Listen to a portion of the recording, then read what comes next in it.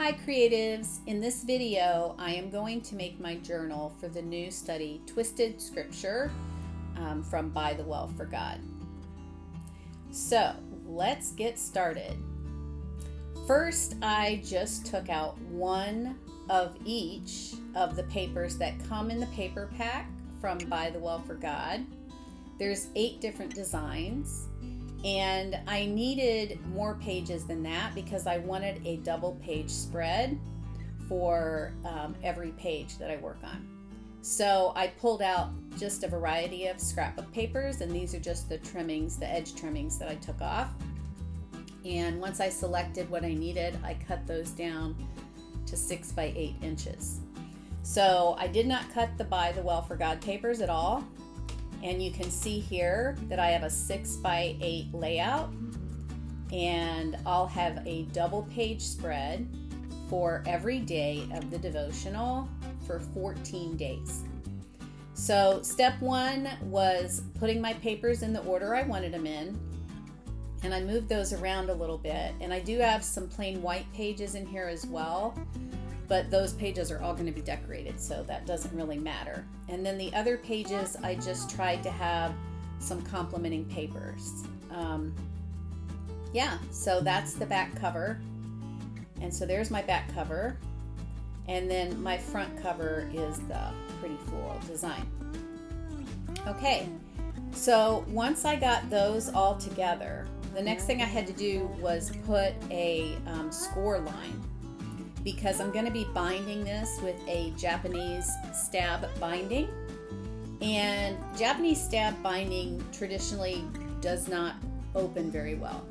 So I wanted mine to open easier, and so therefore I went ahead and I put a score line.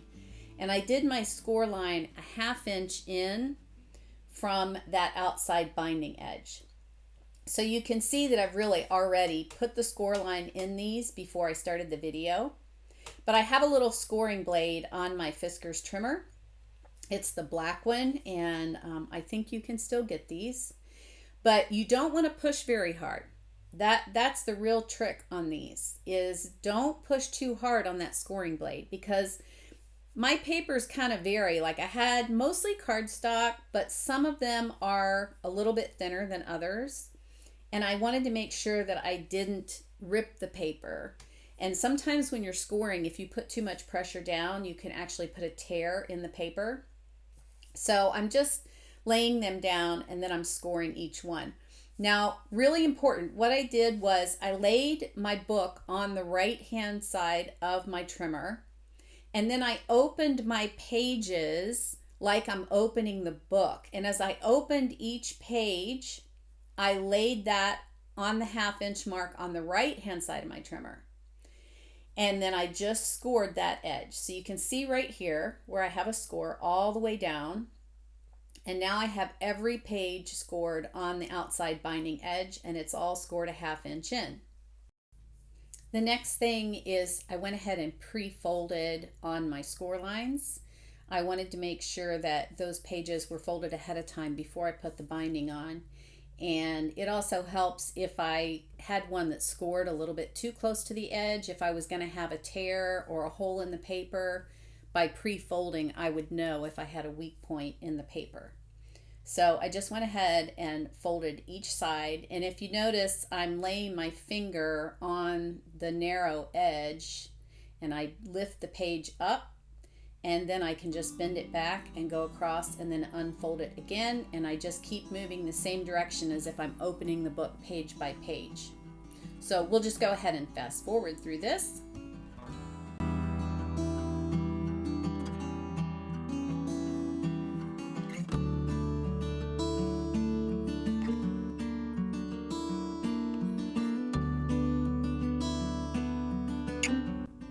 Next, I took one of my sheets of cardstock and I cut it down to 8 inches.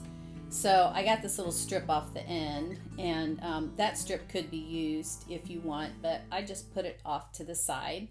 What I'm doing is I'm cutting little spacer strips because I know I'm going to be putting collage inside my journal, and when I bind it, I want to have just a little strip as a spacer between each page on the binding, just to give me that little bit of cushion so that when I put collage paper inside, I have a little bit of extra space. If I don't do that, then my book will spread even more. And though it'll probably still spread out and get kind of chunky, this way I give it a little extra. Now, I didn't cut it at a 1/2 inch, but that one little notch right there, just shy of a 1/2 inch, is where I lined up my paper. I don't want my my little padded strips or my buffer to be a 1/2 inch, because that's where my needle is going to go through my paper. So I needed to make sure that those little buffer strips are slightly less than 1/2 inch. So it doesn't matter what size binding you do, but you want to make sure that if you decide to put buffer strips in, and that's totally up to you, you don't have to, but if you're going to put a buffer strip in, make sure that it's slightly smaller than where you're actually going to put your needle through your paper. Now in this case, where I folded and pre-scored my paper, that's where my needle is actually going to go through for the binding. So that's just something else to keep in mind.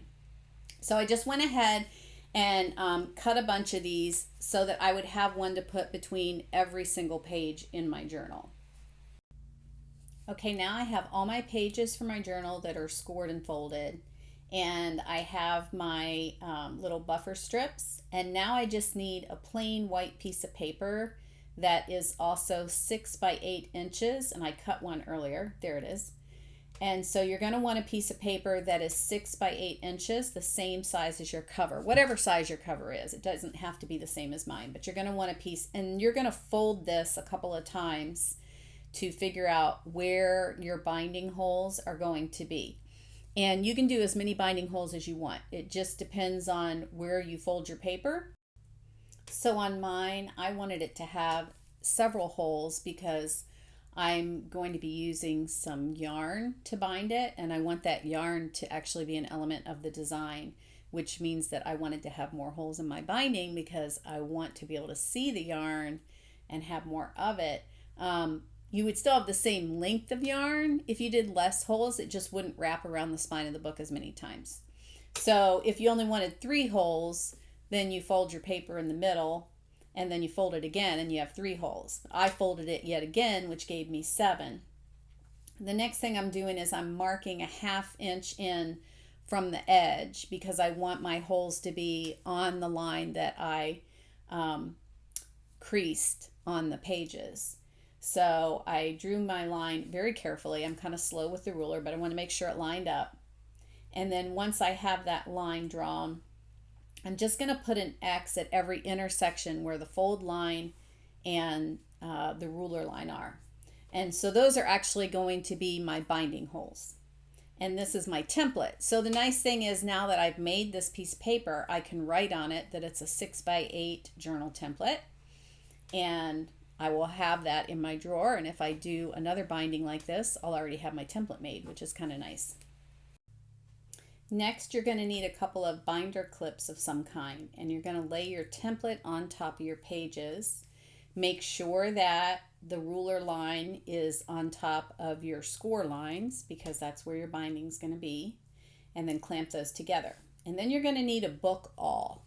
Now, people have done this with corkboard thumbtacks and other types of things that they can poke through. But if you're going to be doing journals and you're going to do something of this thickness, I highly recommend that you have a book awl. I started off with a much less expensive awl that was just a piece of metal with the awl point in the end. Looked kind of like an X-Acto knife. And that was fine, but when I started doing thicker books, it's hard on your hand. And so if you get one that has a wooden handle like this that sits in the palm of your hand, it's more comfortable when you're pressing down to put those holes in. They are very, very sharp, so be careful. When I went to pull mine out of my box, it was pointed up and I didn't realize it. And I reached into my bookbinding box and it got me. So they bite. Be very careful. What I'm doing is I used my cutting mat underneath so that I wasn't pressing down on my glass mat. And you can see that I flipped it over here. I just want to make sure that that hole was going all the way through. Once I figure out the pressure, then I'm basically just, lining it up with that hole and twisting. So I push and twist, and I push and twist. And after I looked at the first one and I knew that that hole was going to go all the way through, then I didn't have to do that with all the others. I do go in and make those holes a little bit wider after I get them done. Because what tends to happen is when you're putting the binding holes in is that the hole on the very top page is often wider. Sorry about my arm in the camera. Is often wider than the hole on the last page.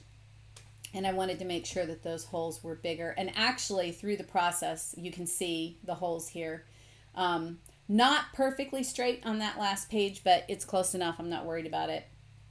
But I do go through and make it a little bit wider as I started to pull my yarn through. As I got into the process, I found that pulling yarn through these holes was very difficult. And so I did find a little remedy for that. But I did go ahead and take my pages, and this is where you got to be really careful, because when I say this little awl is sharp, if your fingers are in the way, you're going to put that awl right through the skin. So be very, very careful with this. Make sure your fingers are not near the holes when you're putting it through. I know on the camera view it's kind of hard to tell that my finger is not right over the hole, but just be very careful with that. So what I ended up doing was taking about 4 pages at a time, and I put the awl through the hole a second time and twisted. If you look at the needle on a book awl, it's tapered at the end, and then it gets wider as you get up higher on the awl. And so you can make your holes very small if you're using like a thin bookbinding thread. You might want them a little bigger if you're using a thicker waxed thread. And then in my case, I'm using a yarn. And so I really want my holes to be a little bit larger. Now it turns out that as I started actually stringing this together and binding it, my holes were still small for the yarn that I selected because I used a really bumpy yarn. But I loved the texture in the yarn that I was using. So I just had to persevere is all I can say, because it was a little bit of a challenge. Probably the most challenging thing about putting this journal together was getting that yarn to go through the holes. And so when we come to that, I'll show you what my remedy for that ended up being. I could have made these holes even bigger than I did, and that would have made my life a whole lot simpler when it came to threading this. But just for future reference, if you're going to use a thicker, heavier yarn, then you need a larger hole in your paper. When you're ready to bind, then you're going to want whatever type of binding thread you want to use. And I made mine 7 times the height of my book, so the side that you're binding on. And I had plenty of extra, but I wanted to make sure I didn't run out. So some people can do like 5 times their book. I did more than I needed just because I did not want to run out, and this was the first time I had done this type of binding. So I have this nifty little needle threader. I can't even remember where I bought it, probably Hobby Lobby or Joann's. It's great, especially for thicker threads. And a tapestry needle that has a large eye in it. So just put your needle threader through there, and then I put my yarn in and pulled it right through. This yarn ends up being quite tricky. I did get it through the eye of my needle okay. I just had to press down a little bit. Getting it through the book was a challenge, and so in the future when I do this, I will definitely make sure that I have larger holes. I may even consider using my crocodile and maybe punching holes in it. I think even the smallest hole in that's a little bit big, but then again, if I'm using a really wide yarn, that probably would have been a smart idea. So now the tricky part. I really wanted these little buffer pieces in here. It took me a while to figure out how to get them in place before I did my first binding loop. Because once I get a loop in the book, then they don't shift too bad. But with the paper wanting to slide around, it took me a while to figure out how to get those to stay in there. And so what I ended up having to do was move my binder clip up much closer to the edge of the binding. I was trying from both sides, trying to figure out the best way to get these in there, and it was kind of driving me crazy. But once I moved that binder clip up close to the edge, I was able to put those in between every page and have them stay in place. The problem with the clips being so far away is that it wanted to slide down into the middle of the book. So once I moved those binder clips up close to the edge, then I was able to go through and put each piece in between. And so again, I put a buffer piece in between every page just because I wanted that extra little bit of height in there. Once I got everything in there and it was all lined up nice and straight, then I started in my center hole from the front. And I did that because I want to tie my binding off in the front because I wanted to have the yarn and a decorative element on the front of the journal. You can see here where I had to really wiggle that needle to get it to come through. It did not want to go through all those layers and that small hole. And so that became a little bit of a problem. And I think I did go through and make some of those holes even bigger. But once I got it in there, I pulled this through so that I had a tail in the front of the journal. And I left a long tail because I knew that that was going to be tied on the front. And that was the other advantage of making my string extra long when I cut it too. All right, so now here's where it gets really challenging is I already have one thread through the hole. And I wasn't really thinking about this when I selected my thread and made my holes. But you're going to go through some of these holes 2 and 3 times. And so the yarn struggled going through the first time, but now here I am trying to pull it through a second time. So it's not only fighting the hole in the book, but it's also fighting against itself because I've now made that hole even tighter. And this is a very lumpy, bumpy yarn that I'm using. And so I created quite a challenge for myself. I was determined not to have to start over, and I didn't want to have to repunch everything. It took me a while to get all those little buffer strips in there. And so my mentality kind of at this point was, all right, I can struggle and continue to pull this yarn through, which is going to take some time and some perseverance, or I can spend the time repunching all the holes and putting all those little buffer strips in place again. And I didn't want to go back and do that. So I just kind of fought through it and decided I was going to make it work. Once I got that through there and got it tightened up.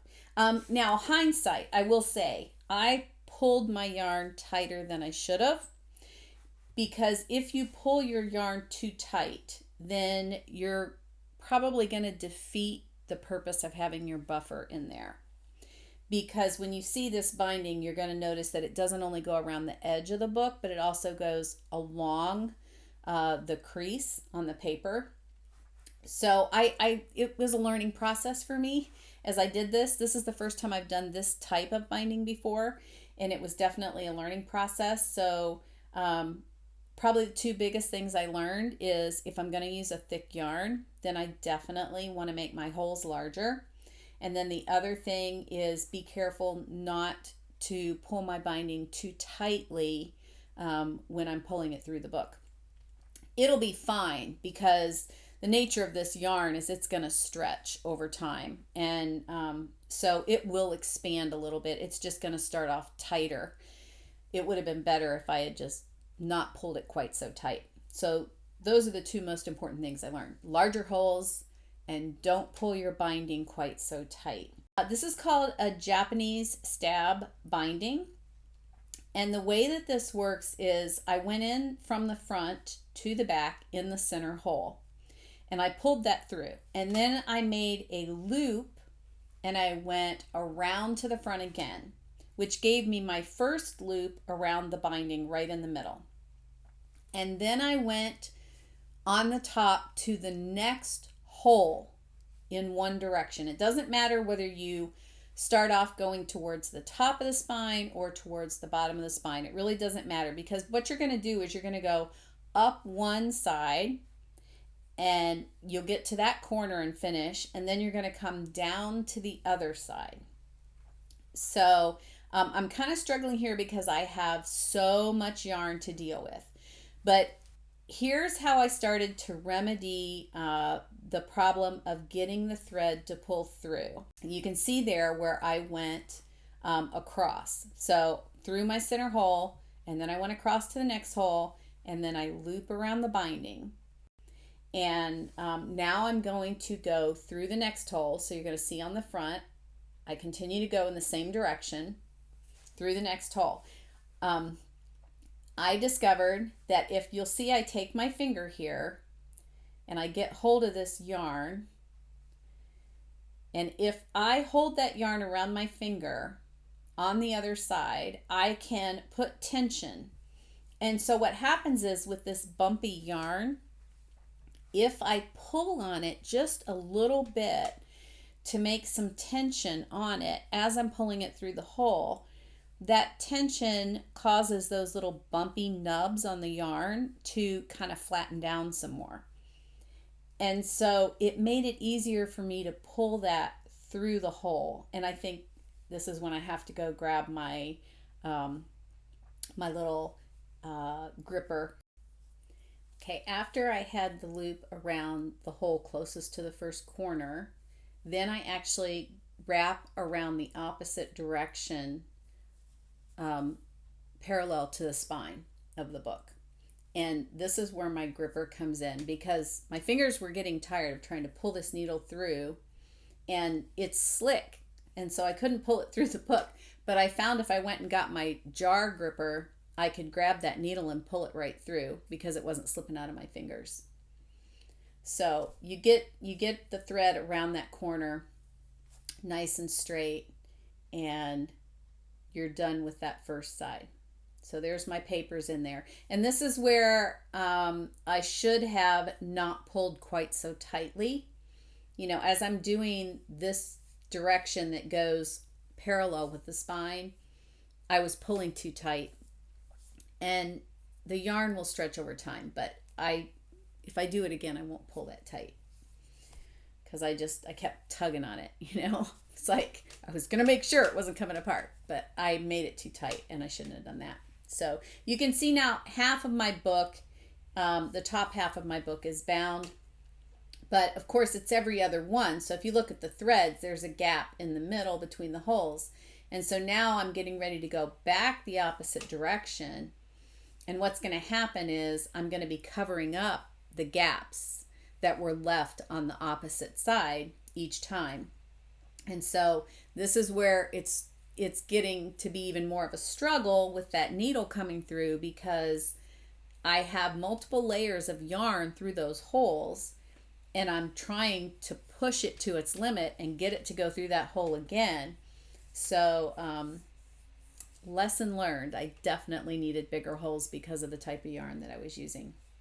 So now I'm going to go back towards the center, and then once I get to the center, I'm just going to keep going all the way to the other corner.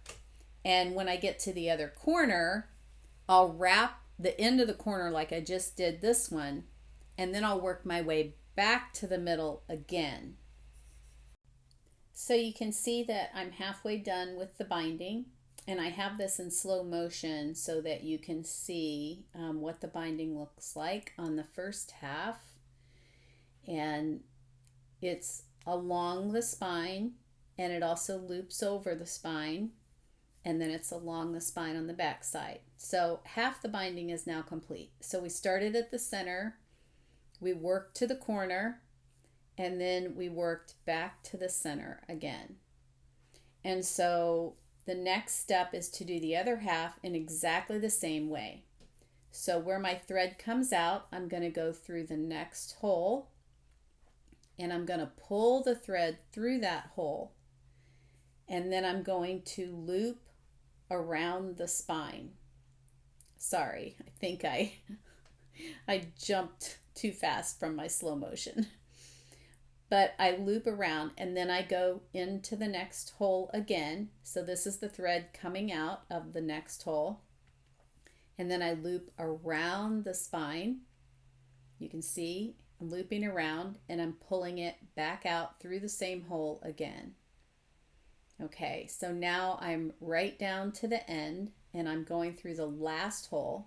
So I go up to the next hole and I pull that needle through, and then it loops again around the spine, and there's a lot of yarn here to deal with. So again, I'm putting that tension on the yarn so that it'll pull through easier.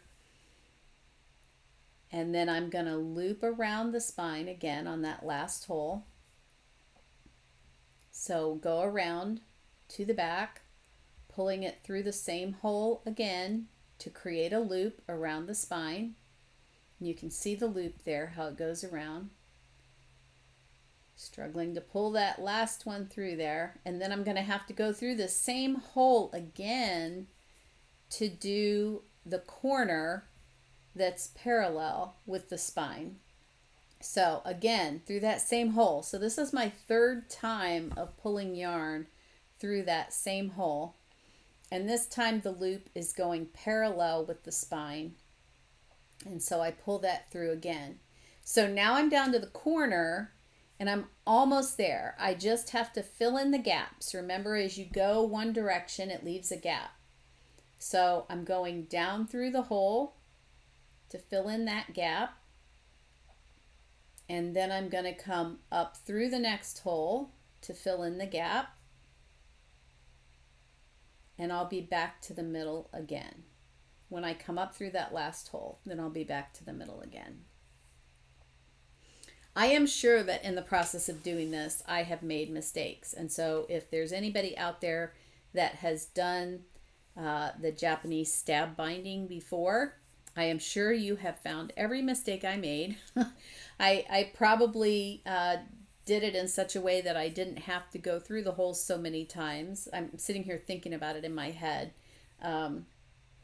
But it's done and it's bound and I love the way it looks. And so even if I made mistakes, that's okay because it turned out just fine.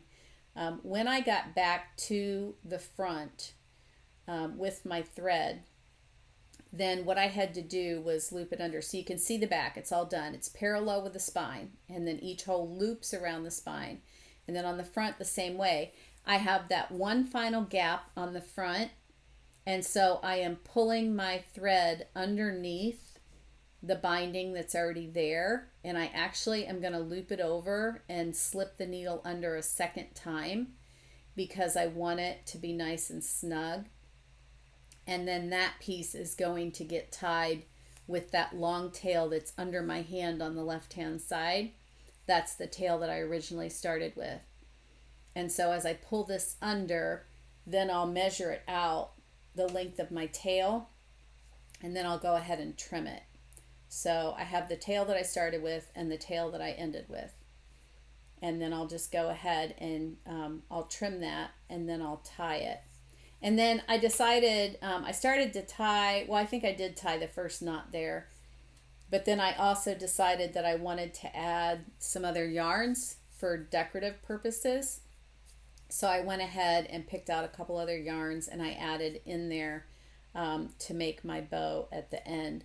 Now, hindsight, I would say, because after I got this bow on and I got it tied, it's a bit chunky on the outside.